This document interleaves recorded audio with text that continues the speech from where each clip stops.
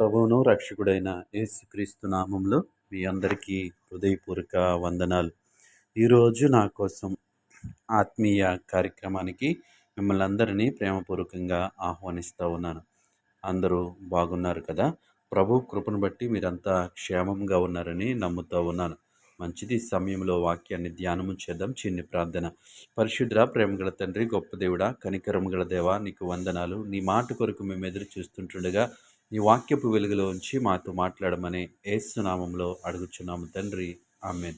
ఈరోజు దేవుని వాక్యము కీర్తనల గ్రంథము 29వ కీర్తన 11వ చరణము.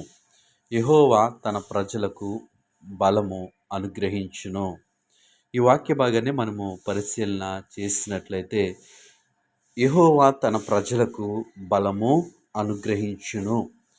దేవుని ప్రజలకు ఆయన బలాన్ని అనుగ్రహిస్తానంటున్నాడు.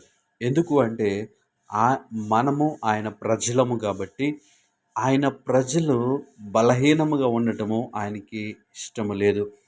ఆయన ప్రజలు బలము లేకుండా ఉండటము ఆయనకి ఇష్టము లేదు. కాబట్టి ఆయన ఏమంటున్నాడంటే, యెహోవా తన ప్రజలకు బలము అనుగ్రహించును.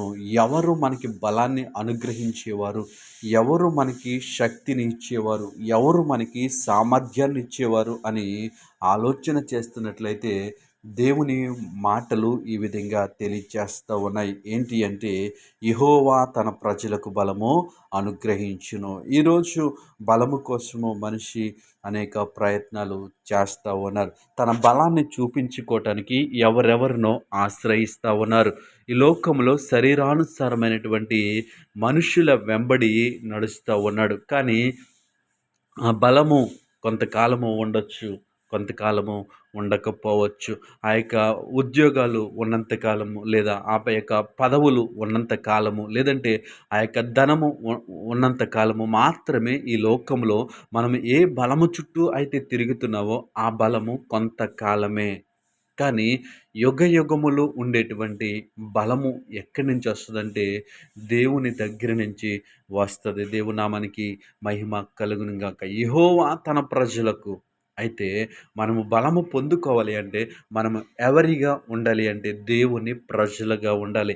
ఆయనను అంగీకరించిన వారిగా ఉండాలి. ఆయనను వెంబడించే వారిగా ఉండాలి. ఆయ ఆయనను ఆయన ఆయన ఆయనను మనకు ముందుగా ఉంచుకుని, మన జీవితంలో ఆయన్ను మనకు ముందుగా ఉంచుకుని మనము ఆయన వెంబడించే వారిగా ఉండాలి. ఎవరైతే ఆయన ప్రజలుగా ఉండటానికి ఇష్టపడతారో వారికి ఆయన ఏమిస్తానంటున్నాడంటే, బలాన్ని ఇస్తానంటున్నాడు. ఈ మాటలు వింటున్న నీవు నేను ఎలాంటి స్థితిలో ఉన్నా, ఏ బలహీనతలో ఉన్నా, ఏ బలహీనతలో మనం ఉన్నప్పటికీ ఆయన మనకి బలమును ధరింపచేయువాడు. ఆ యొక్క బలాన్ని మనము పొందుకోవాలి అంటే, మనము ఆయన ప్రజలుగా ఉండాలి. ఆయన ప్రజలుగా ఉండాలి అంటే, ఆయన మాటకు మనము లోబడాలి. ఆయన మాటకు మనము విధేయత చూపించాలి. ఆయన మాటను మనము అంగీకరించాలి. ఆయన మాట యందు మనము విశ్వాసం ఉంచాలి.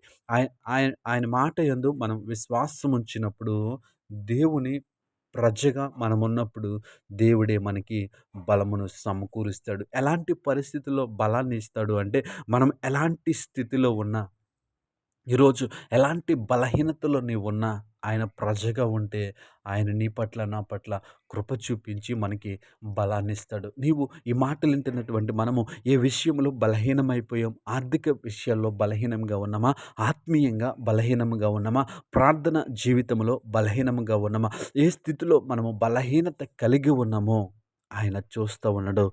అందుకే నీతో నాతో ఆయన మాట్లాడుతూ ఉన్నాడు. నీకు నాకు ఉన్నటువంటి ఆ యొక్క బలహీనతలలో ఆయన మనకేం చేస్తాడు? బలమును ధరింపచేయువాడు. బలమును ఇచ్చువాడు ఆయనే. బలమును అనుగ్రహించువాడు ఆయనే. కాబట్టి ఈ మాట వింటున్న మనమందరము కూడా ఆయన ప్రజగా ఉండటానికి ఇష్టపడితే, ఆయన ప్రజలుగా ఉండటానికి మనము అంగీకరిస్తే, మనము ఎలాంటి బలహీనతల్లో ఉన్నా ఆయన మనకి బలాన్ని అనుగ్రహించేటువంటి దేవుడు. కాబట్టి ఈ మాటలను బట్టి ధైర్యము తెచ్చుకుని ఆయన ప్రజలుగా ఉండటానికి ఇష్టపడదాం. ఆయన అనుగ్రహించేటువంటి బలాన్ని పొందుకుందాం. అట్టి కృప దేవుడు మనందరికీ అనుగ్రహించును గాక. ఆమేన్.